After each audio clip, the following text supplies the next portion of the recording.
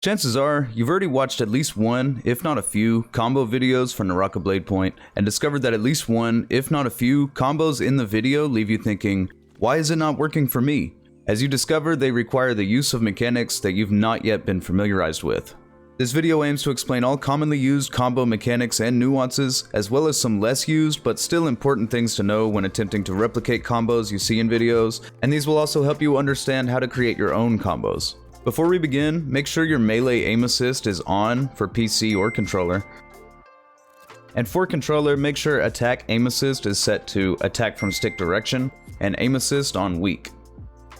Melee aim assist puts a radius around your character that detects attackable targets within about 8 meters, directing your attack to the enemy closest to the center of your camera's view, marked by a white circle under their feet.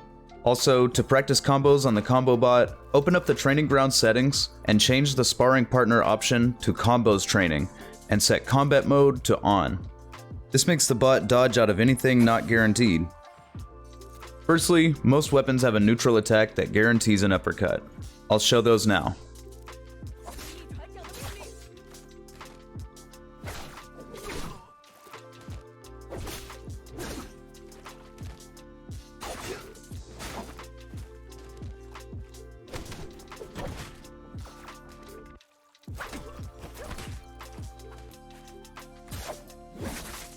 Now let's look at the core combo mechanics. Number 1. Directional Influence, or DI. Most combos involve the use of directional movement inputs at precise moments. Whenever your character is in the air, your movement keys slightly influence the direction your character falls. We can use this to align ourselves as we fall to change the behavior of juggling mid-air attacks. We can also use this to influence where we land, allowing us to align our ground attacks for juggling. DI also lets us override melee aim assist and attack directly ahead of us, which is very useful for controlling ground attacks for juggling. DI is one of the most important things to understand when trying to perform combos in Naraka. Number 2. Grappling Hook. The Grappling Hook can be used to extend your combo in multiple ways. The first is grappling the ground underneath an airborne opponent, usually right after a crouch vertical. This can be used with a few weapons to guarantee a charged blue focus attack. The trick to pulling this off is getting the timing down on shooting a grapple the instant your opponent leaves the ground. Getting the correct timing on the grapple after uppercut ensures the opponent will be as high as they can possibly be when we bump into them, as this determines how good of a juggle we get. The next trick is holding the attack after we shoot the grapple but before we start moving towards them. If we are too late, we will do our grapple attack. Charging the attack this early ensures we buffer our charging input, so it begins on the first available frame after the grapple bump. This can also be used for non-focus attacks to ensure first frame input. Make sure not to DI forward or backwards prior to the grapple bump, as this will initiate a rolling animation that cannot be cancelled. DI left to right will ensure this animation doesn't happen and is often used during grapple combo extensions, because it also overrides melee aim assist while skipping the roll animation. The second common way to use the grappling hook to extend a combo is by grappling the opponent in the air. This is often used to get slightly more air on the opponent than a ground grapple extension. The ground grapple leaves our character low enough to the ground that we can immediately input a crouch to go into an attack like crouch vertical, but the air grapple will leave our character slightly higher in the air, such that immediately inputting crouch will cause our character to drop to the ground.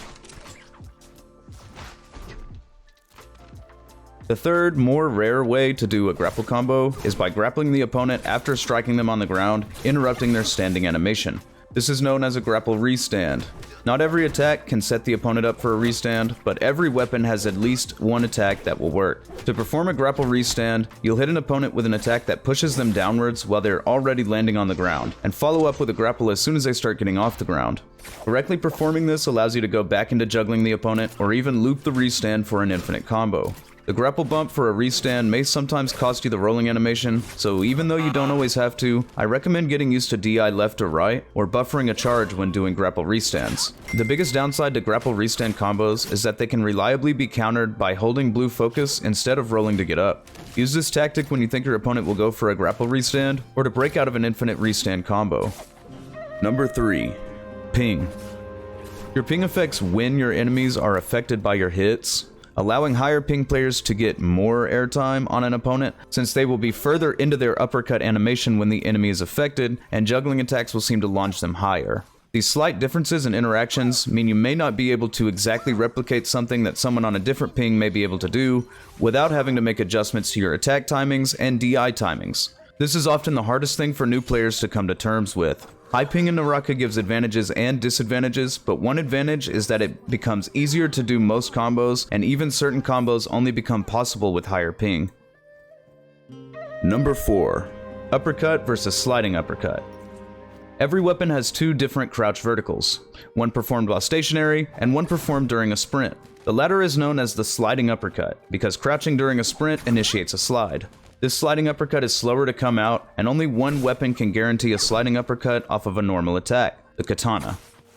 The katana's sliding uppercut launches the enemy slightly higher than a normal uppercut, letting you get a 1-2-3 on a sliding uppercut, which is normally not true with a normal crouch vertical. And this is just one example of how the katana's sliding uppercut can be abused. When learning katana, it is important to learn the difference between the normal and sliding uppercuts. Number 5. Toothpicking. There is a concept in this game known as ACCA, which stands for Attack, Crouch, Crouch, Attack. ACCA is a form of toothpicking, which is a combo method that sees the first attack in a chain repeated. With katana, you can follow an ACCA with a guaranteed uppercut. With higher ping, ACCA can become exceptionally annoying and deadly. The dual blades, dual halberds, and longsword all can toothpick by hold dodging in between their main launch setup attack, but the uppercut afterwards is soft true. When something is soft true, this means it will not work against anyone with 0 ping, including the combo bot, but will work against most players above 0 ping. When trying to ACCA, make sure to hold the first crouch for a few frames and quickly tap the second crouch. Number 6. Weapon swapping. Next we'll go over weapon swapping, a combo technique in Naraka involving more than one melee weapon in a true combo. There are a few different ways to take advantage of a weapon swap in a combo. The first is toothpick swapping, where we have two weapons that can toothpick and we swap between them. This can be abused heavily with high ping, but mostly is not worth doing. Secondly, we have the uppercut swap. This is when someone uppercuts with one melee weapon and swaps to another mid-air, usually a pulse sword or greatsword. Some weapons will allow you to switch before you hit the ground. These are ideal candidates for setting up an uppercut swap. Lastly, there is the grapple swap.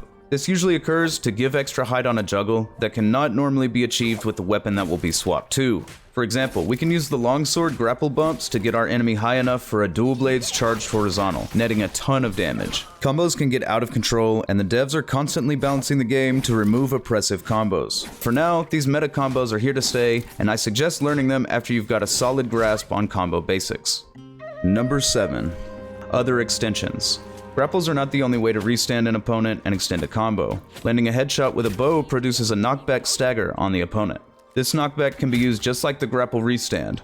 When used precisely as the opponent hits the ground, this headshot can give us enough time to start another combo on them. Bow headshot is the hardest restand in the game, and you will only see advanced combo players performing these. There are also many character abilities that extend combos, from straightforward ones like Valda's first skill,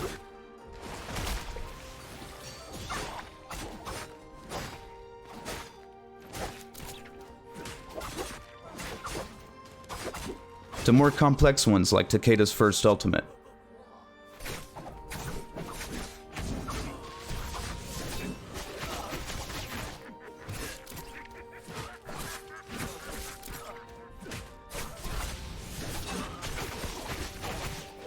With a little practice, soon you will be able to string together multiple different concepts for lengthy one-shot combos. All of this information should get you past the initial hump that many players find themselves stuck at when first attempting to learn combos in Naraka Bladepoint. If you have any further questions, feel free to ask in the comments. I hope you enjoyed this video, and I'll see you all in the next one.